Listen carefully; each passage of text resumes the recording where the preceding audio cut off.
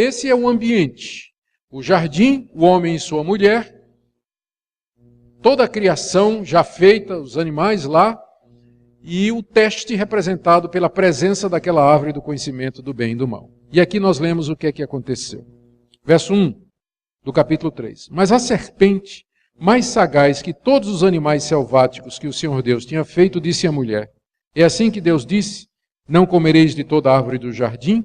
Respondeu-lhe a mulher: do fruto das árvores do jardim podemos comer, mas do fruto da árvore que está no meio do jardim, disse Deus: dele não comereis, nem tocareis nele, para que não morrais.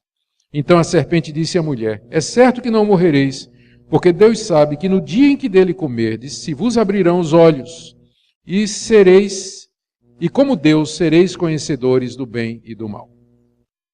Os pontos principais aqui desse relato são estes. Primeiro, o aparecimento da serpente no jardim. O resto da Bíblia nos diz que a serpente, na verdade, era uma personificação de Satanás. Nós não sabemos o que é que apareceu. Uma serpente falante, não é? Não sabemos se essa serpente estava possessa de Satanás. Nós não sabemos se foi uma visão de uma serpente que falava. O texto não nos diz, apenas apresenta esse fato, que a serpente, que era da criação de Deus, e era um dos animais mais espertos, sagazes que Deus havia criado, ele fala à mulher. Ele começa a falar à mulher. A gente começa a pensar assim, mas uma serpente falante? E no final, a questão toda só é essa: existe Deus? Porque se Deus é capaz de, do nada, fazer tudo o que existe, qual é o problema botar uma cascavel para falar para esse Deus? Qual é o problema para esse Deus fazer com que uma jararaca fale? Não tem problema nenhum. Do nada ele fez tudo o que existe. Então, no final, a pergunta é: você crê que Deus existe? E que Ele é o Deus que a Bíblia diz que é? Porque se você crê no Deus que a Bíblia diz que existe, e se você crê que Ele é o que a Bíblia diz o que Ele é, nenhuma destas coisas é maravilhosa demais para você. É inconcebível para você. O ponto é que ali no jardim, de repente, aparece uma serpente que está falando. E ela, na verdade, é a transmissora, o instrumento, o meio pelo qual um outro ser está falando, que não aparece aqui com o nome de Satanás, mas no restante da história bíblica vai aparecer com muita clareza. Aqui nós somos levados a mais um mistério. A Bíblia não diz quando esse anjo caído, Satanás, surgiu. A Bíblia não fala da criação dos anjos, não diz quando uma parte desses anjos se rebelou, não diz de que maneira o mal entrou no mundo, porque se Deus é bom, de onde vem o mal? Não é? De onde vem o mal? Então a Bíblia não esclarece esse ponto, apenas apresenta isso, que lá no jardim, onde tudo era bom, viu Deus que tudo era bom, de repente o mal chega. E já chega na pessoa desse anjo caído, Satanás, a antiga serpente e o dragão, que vai ser mencionado no restante da Escritura. Há muitas especulações a respeito da origem do mal. Nós não sabemos a resposta precisa sobre isso. Mas uma coisa nós sabemos: o mal existe porque Deus quis que ele existisse no seu mundo. E mais uma vez aquela resposta: e ele fez isso porque no final das contas ele queria mostrar a destruição do mal, a vitória do bem, a vitória suprema dele sobre a oposição das trevas e das forças do mal. Para que no novo céu e na nova terra esse problema esteja resolvido de uma vez. O mal já foi definitivamente conquistado e não haverá possibilidade na nova criação, na nova humanidade, que esse episódio se repita. Porque ele foi cuidado, a questão do mal é resolvida definitivamente. Eu posso não saber a origem dele, mas eu sei que a questão da solução para o problema do mal, essa solução é dada definitivamente na pessoa de Cristo e no dia do juízo final. Então disso eu tenho certeza. Posso não saber ainda como é que começou, mas eu sei como vai terminar. E porque eu sei como vai terminar, eu digo: Deus é justo e bom. Mesmo que eu não entenda como, mas olhando o final da história, eu sei que ele tinha as razões dele e que ele estava certo ao permitir que essas coisas acontecessem. Bom, o fato é, chega a serpente. E ela começa então a tentar a mulher. Não sei por que a mulher. Alguns vão dizer porque é mais fraca. Eu não vejo isso aqui no texto. Talvez porque Deus criou primeiro o homem e em seguida a mulher foi tirada do homem para ser a sua ajudadora. E foi o homem com quem Deus fez a primeira aliança, o primeiro acordo. Você não vai comer disso aqui. E foi o homem que disse à mulher, Deus me disse para a gente não comer disso aqui. Deus não disse direto a Eva, Deus disse a Adão. Enfim, o líder era Adão. E a serpente, na sua astúcia, foi não no cabeça, mas naquela que poderia influenciar a cabeça. Quando o pessoal diz que o homem é a cabeça e a mulher é o pescoço, está certinho aqui, ó. Quem é que moveu a cabeça a fazer o que é errado? Foi o pescoço Eva, né? Então a serpente foi exatamente na dupla, ele sabia exatamente onde ir. E o ataque da serpente foi na palavra de Deus. Ela começa colocando dúvida, verso 1. Foi assim que Deus disse, não comereis de toda a árvore do jardim. Ela questiona a palavra de Deus, a ordem que tinha sido dada. A mulher comete o erro de dialogar com a serpente, talvez na sua inocência, ela ainda não conhecia o mal, ela não tinha ainda esse discernimento, mas ela dialoga com a mulher dizendo, não foi bem isso. Ele disse, verso 2, que nós podemos comer da árvore do jardim, mas do fruto da árvore do conhecimento do bem e do mal, que está lá no meio, ele disse, não come e nem toque para que não morra. O nem toque não está na proibição original de Deus. Então alguns acham aqui que a mulher já acrescentou mais um mandamento àquele que Deus tinha dado, porque Deus não disse para não tocar. Então, eu não sei se aqui é uma adição da mulher ou se aqui representa, na verdade, o mandamento que tinha sido dado, né, completamente. Ou se não tinha sido uma adição de Adão, né? Olha, Deus disse não coma, e ele disse, nem toque, viu, Eva? Eu sei que você é curiosa, não vai nem tocar nisso aí.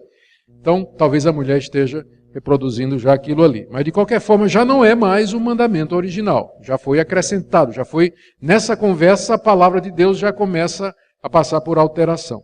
E a serpente, então, se anima e diz à mulher, no verso 4, agora, primeiro ela lança a dúvida, Eva deu espaço ao diabo, e agora ele vem contradizendo a palavra de Deus no verso 4. É certo que não morrereis. Deus tinha dito, é certo que você morrerá. A serpente vem e diz, você não vai morrer. E então atribui a Deus um motivo errado. Ele diz assim, porque Deus não quer que vocês sejam iguais a Ele. Deus conhece o bem e o mal, vocês não conhecem. Na hora que vocês comerem da árvore do conhecimento do bem e do mal, vocês serão iguais a Deus que conhece o bem e o mal. Aqui é uma meia-verdade, e toda meia-verdade é uma mentira completa. De fato, Deus conhece o bem e o mal, mas Deus conhece o bem e o mal por contraste.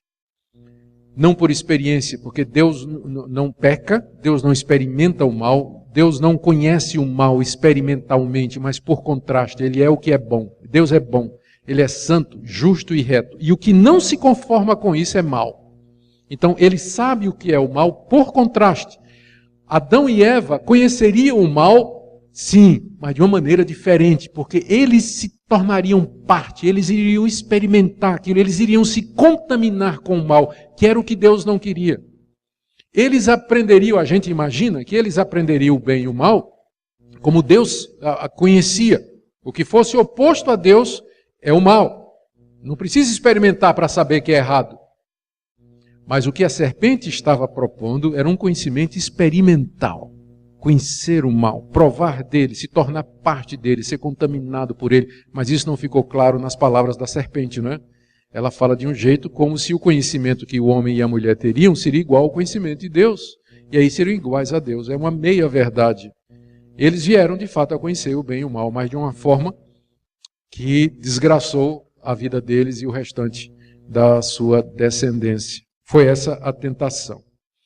O diabo continua o mesmo hoje. A antiga serpente, o dragão, Satanás, ele continua fazendo a mesma coisa hoje.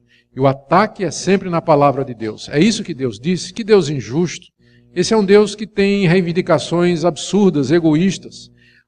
Deus é um estraga-prazeres. Por que não comer daquela árvore, que é exatamente a mais bonita, a mais gostosa, a mais atraente? Deus fica proibindo, né? Ser cristão é chato, é cheio de norma, de regra, não pode. O diabo continua a fazer a mesma coisa hoje para impedir as pessoas de andar nos caminhos de Deus. Questionando a palavra de Deus, questionando os motivos de Deus, dizendo que Deus é severo, dizendo que Deus é egoísta.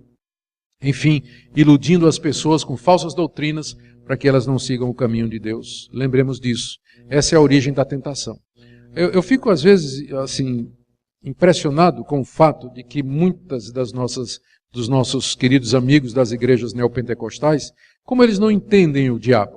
Não é que eu queria ser um expert no diabo, né? É a última coisa que eu quero. Mas é um conhecimento básico de Satanás. A arma principal de Satanás e o alvo principal dele é a mente. Não é botar uma doença em você, tirar seu emprego, tirar sua felicidade. Se ele puder fazer isso, ele vai fazer. O ladrão vem para matar, roubar e destruir. Mas tem uma coisa mais importante em você que Satanás cobiça. Não é a sua saúde, seu dinheiro, seu emprego, sua casa. É sua mente. É isso que é aqui que ele vai. É aqui que ele vai. E aí o que é que acontece? O pessoal fica expulsando o demônio, sai, fazendo corrente para a prosperidade, corrente de saúde, e não traz doutrina. Porque a maneira de você combater Satanás é a verdade. E a verdade está na onde? Escritura. Então tem que ler a Bíblia, explicar a Bíblia para o povo. Quer exorcizar o demônio? Quer botar o diabo para correr? Explique a Bíblia. Traga doutrina, traga boa teologia. Agora fica só amarrando Satanás, sai do corpo, esse corpo não te pertence. Cura, corrente de prosperidade e tudo, e a mente continua desprotegida. O que adianta você estar sarado, com um bom emprego, mas cheio de doutrina errada, de ideias erradas a respeito de Deus, concepções erradas de Deus? É uma desgraça pior, né? Satanás vem na cabeça, na memória, aqui. Ele vem no entendimento, ele quer confundir. E se de quebra ele puder lhe desgraçar, ele vai fazer isso também. Mas o alvo principal dele é esse aqui. Esse é o alvo principal dele. Seguido, o texto nos apresenta a queda. Como é que o primeiro casal se deixou levar pela tentação. Versos 6 a 8. Vendo a mulher que a árvore era boa para se comer, agradável aos olhos e árvore desejável para dar entendimento, tomou-lhe do fruto e comeu, e deu também ao marido, e ele comeu. Abriram-se então os olhos de ambos, percebendo que estavam nus, cozeram folhas de figueira e fizeram cintas para si. Aqui no verso 6, você tem uma descrição do que aconteceu no coração da mulher. Primeiro, ela viu a mulher que a árvore era boa para se comer. Não é que ela não tinha visto o fruto antes, ela já tinha passado pela frente da árvore provavelmente dezenas de vezes e tinha visto o fruto. Mas agora ela olhou para o fruto de uma maneira diferente. A queda dela começa aqui. À medida que ela olha agora com cobiça. Ela sempre viu e apreciou, deu graças a Deus por aquela criação maravilhosa, mas agora ela olha da perspectiva de se apossar daquilo. O pecado começa aqui, nesse momento. A consumação é quando ela come, mas aqui já começa o mal a entrar no coração dela quando ela cobiça. Ela olha aquilo que ela antes via com gratidão a Deus e louvando a Deus pela sua sabedoria, agora ela já olha com outros olhos. Ela vê que é boa para comer. Então ela quer, agora ela quer aquilo ali. Segundo, que era agradável aos olhos. Então, é claro que antes ela percebia aquela beleza, mas era uma percepção voltada para a glória de Deus. Mas agora é algo que agrada a ela. A coisa agora vira para dentro, né? A satisfação pessoal, me agrada aquilo. E mais, é uma árvore desejável para dar entendimento. Agora ela não está mais satisfeita com aquele entendimento que vinha de Deus. Ela quer por ela mesma adquirir aquele entendimento. E aí, aqui você tem a descrição muito clara do que é o pecado e como é que ele começa, como é que o mal entra. Ele começa com os olhos, começa com a cobiça, na mente, né, com as deliberações, as intenções, os pensamentos, a imaginação, os devaneios, né, e aquilo ali finalmente se torna numa ação concreta. Verso 6, tomou do fruto e comeu, e deu também ao marido, e ele comeu. Então, ali naquele momento, houve a desobediência, se concretizou a desobediência.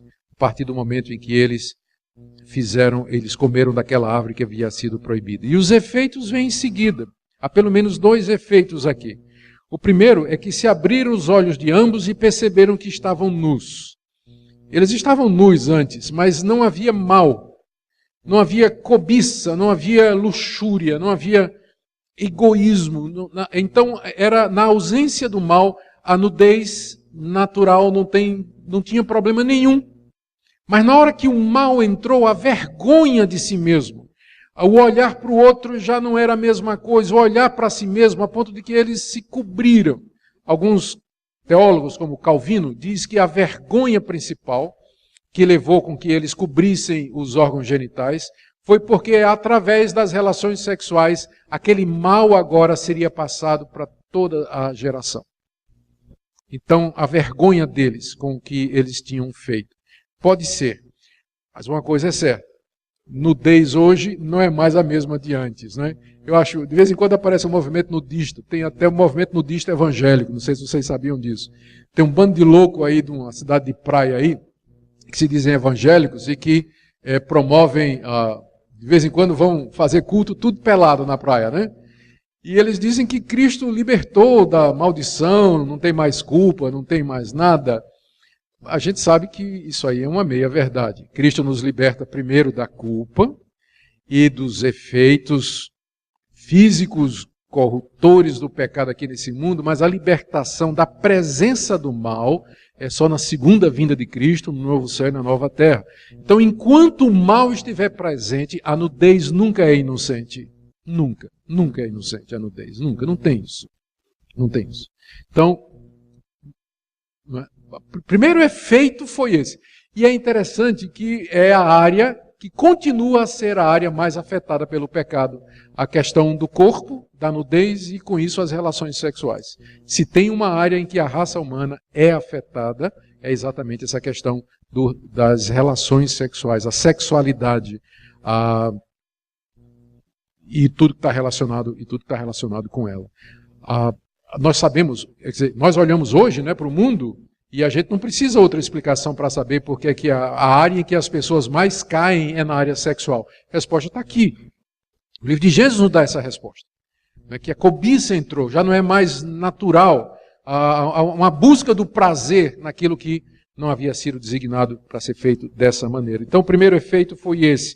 O segundo foi fugir de Deus, verso 8. Ouviram a voz do Senhor que andava no jardim pela viração do dia, se esconderam da presença do Senhor Deus, o homem e sua mulher, entre as árvores do jardim. Parece, todo final de dia, na viração do dia, né, quando o dia está virando noite, assim lá pelas 5, 6 da tarde, Deus vinha ao jardim, talvez numa forma humana, né, para conversar com Adão e Eva, ou ter comunhão com eles. E quando chegou naquele dia, quando chegou o horário, então, em vez de ficar esperando Deus, agora Adão e Eva têm vontade de correr, não querem mais ficar. Por quê? A culpa, esse é o segundo efeito do pecado. O primeiro é o mal que entra, a corrupção que perverte todas as faculdades humanas, expresso na questão da nudez que tinha que ser coberta, mas agora também a culpa. Fugir de Deus, não tinham mais prazer em estar na presença de Deus, queriam fugir de Deus porque sabiam que iam ser confrontados, porque sabiam que tinham feito errado. Até hoje os nossos filhos fazem a mesma coisa, não é verdade? Quando o moleque faz alguma coisa errada, se esconde, fica nervoso, muda o comportamento, e nós também, não é? Nós somos filhos desse casal aqui. A última coisa que a gente quer quando a gente erra é orar. A gente quer fugir, a gente quer dar um jeito, fazer de conta que não aconteceu. A gente fica até achando meio cinismo, né? Na hora que a gente cai em pecado, já orar a Deus, dizer, Deus, a gente se sente imundo, não é isso? Na presença de Deus. É exatamente o que Adão e Eva sentiram aqui. E esses efeitos continuam em nós. A história deles é a nossa. Ou, melhor dizendo, a nossa história é a deles, né? Tudo que acontece conosco, a raiz está aqui. É assim que o pecado funciona. Afasta de Deus, corrompe completamente a nossa personalidade. Terceira parte da narrativa é o confronto. Quando Deus vem ao encontro do casal. E é, de fato, uma maravilha que Deus ainda veio conversar, não é? Aqui nós temos várias perguntas que Deus fez. Não é que Deus não sabia a resposta, mas Ele queria que o casal dissesse. Quando Ele pergunta, Adão, onde você está? Não é que Deus não sabia, mas Ele queria que Adão percebesse onde é que ele de fato estava. Verso 9, chamou o Senhor Deus ao homem e lhe perguntou, onde estás? Ele respondeu, ouviu a tua voz no jardim, e porque estava nu, tive medo e me escondi. Perguntou-lhe Deus, quem te fez saber que estavas nu? Comeste da árvore que te ordenei que não comesses? Então disse o homem, a mulher que me deste por esposa, ela me deu da árvore e eu comi. E disse o Senhor Deus à mulher, que é isso que fizeste? Respondeu a mulher, a serpente me enganou e eu comi. Observe aqui os seguintes pontos. O primeiro, a misericórdia de Deus. Deus veio falar com o casal, já em pecado, desobediente, culpado e já pecadores a essa altura, manchados pelo pecado, conhecendo o mal de forma experimental. Já não é o mesmo casal que tinha sido criado antes. Já foram contaminados aqui. Entretanto, Deus veio falar com eles. A misericórdia de Deus. A compaixão dele para com a sua criação. Segundo ponto que você nota aqui é o questionamento de Deus. O alvo de Deus, quando ele faz as perguntas, é levar o homem a, por si mesmo, ter consciência do que aconteceu. É um método didático até hoje muito bem utilizado, não é? Em vez de você ensinar o aluno, você faz perguntas ao aluno. Você vai induzindo o aluno até o aluno chegar à conclusão óbvia. Como Deus está dizendo aqui, como é que você sabe que você está nu? Só tem uma resposta para aquilo. É porque eu agora tenho o conhecimento do mal. E a próxima pergunta é, como é que você tem o conhecimento do mal? Eu comi da árvore que o Senhor disse que eu não podia comer. Então Deus, com esses questionamentos, vai forçando o casal a se conscientizar. O que mostra o amor de Deus e como ele conhece o ser humano, né, que ele criou. Às vezes as pessoas fazem um quadro de Deus que não corresponde à realidade da Escritura. Geralmente quem faz um quadro de Deus, de um Deus tirano, um Deus distante, um Deus cruel, é porque não conhece a revelação bíblica como um todo. É muita gente que ouve uma conversa e repete e nunca se dá o trabalho realmente de estudar. Mas Deus aqui na sua misericórdia vem dialogar com o ser humano. Essa é a segunda coisa que a gente aprende. A primeira. A segunda é o outro efeito do pecado. O pecado, a gente percebe aqui, a desobediência a Deus, teve esse efeito de não somente corromper o homem por dentro, trazendo vergonha, culpa e medo, mas também a não aceitar a responsabilidade. Quando ele pergunta a Adão, você comeu da árvore, verso 11, qual foi a resposta de Adão? A resposta de Adão foi colocar a culpa na mulher e em Deus. A mulher que tu me deste. Eu estava muito bem sozinho. Quem inventou esse negócio de mulher foi o Senhor. Eu estava até dormindo quando o Senhor fez ela. Então não tenho nada a ver com isso. Então, a mulher que me deste por esposa, ela me deu da árvore e eu comi. Adão aqui esqueceu que Deus tinha feito pacto com ele, que Deus tinha avisado a ele. Adão aqui esquece que Deus o havia colocado como líder do casal, que Adão era o principal responsável pelo jardim e por tudo que ia acontecer. Ele agora se vitimiza. Então essa tendência de vitimização, quando a pessoa erra, ela continua nos filhos de Adão e Eva até o dia de hoje. A pessoa cai em pecado, ela erra, e em vez de assumir a culpa, ela se vitimiza. Ela diz, olha, foi a mulher que você me deu, foram as circunstâncias, foi o governo, foi meu vizinho, foi fulano de tal, ou foi o senhor mesmo. Né? Foi o senhor que me deu essa mulher. Então a culpa, por que o senhor está perguntando? Por que o senhor está querendo? Peraí, o senhor está dizendo que a culpa é minha? Como assim quem me deu essa mulher foi o senhor? Agora a culpa é minha? O senhor me deu essa mulher e a culpa é minha agora? É exatamente isso que as pessoas fazem hoje. Ninguém quer assumir a responsabilidade pelos seus erros. Tem que achar um culpado, tem que achar um atenuante, tem que achar uma explicação, quando o caminho para a libertação e reconciliação com Deus é de fato assumir. E quando chega na hora da mulher, ela faz a mesma coisa, né? A serpente. Que é isso que fizeste, Deus diz à mulher.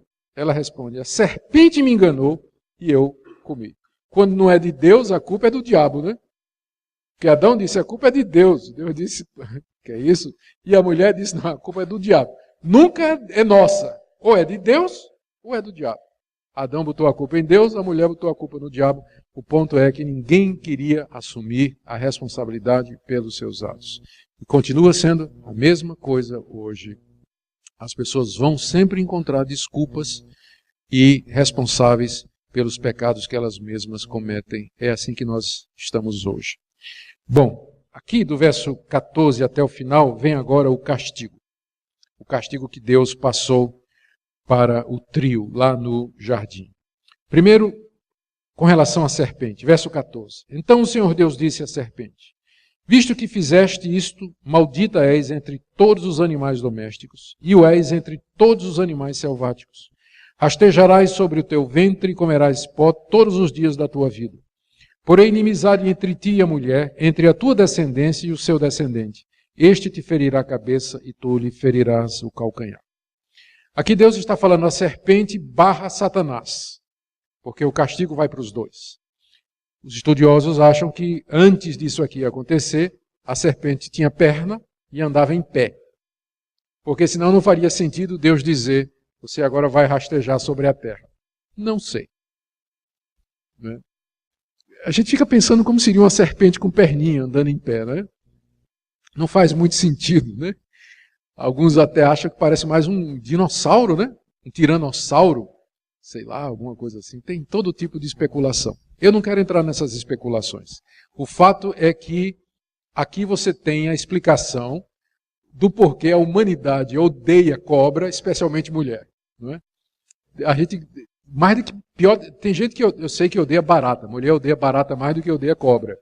Mas esse asco natural, essa inimizade natural entre a serpente e a raça humana, ela encontra explicação aqui. Há outros animais também que nos perturbam muito, não é? Mas a cobra é colocada aqui como sendo, por excelência, aquela parte da criação que tem uma inimizade contra a raça humana. E o ponto central é que os animais que tinham sido criados para o deleite do homem e como parte do reino que ele haveria de governar, agora se revoltam contra o homem. O mal agora já está atingindo a criação toda. Você vê, começa lá com a tomada do fruto, separação de Deus. Primeiro, quando ele toma do fruto, vem uma separação entre eles, né? A mulher separada do homem. Já eles estão estranhos, eles têm que se vestir, já não estão mais. A intimidade do outro já não é mais natural. Então, a primeira coisa que o pecado fez foi separar o homem do seu semelhante. Segundo, separou o homem de Deus. Eles se esconderam de Deus. E agora separa o homem da criação. Separa o homem da criação. O pecado vai fazendo isso, ele vai separando, né? Ele vai destruindo os relacionamentos. Vai acabando com tudo aquilo que Deus havia feito, bom e harmonioso. Agora é a criação que se volta contra o ser humano. E a gente vive num mundo hostil, né? A gente sabe disso. As catástrofes, as intempéries e os perigos naturais, são tantas coisas que existem e que, de acordo com a Escritura, a origem é de fato a entrada do pecado no cosmos. Esse princípio da desobediência lá no jardim afetou o cosmos todo e trouxe esses distúrbios ao mundo que Deus havia criado. E então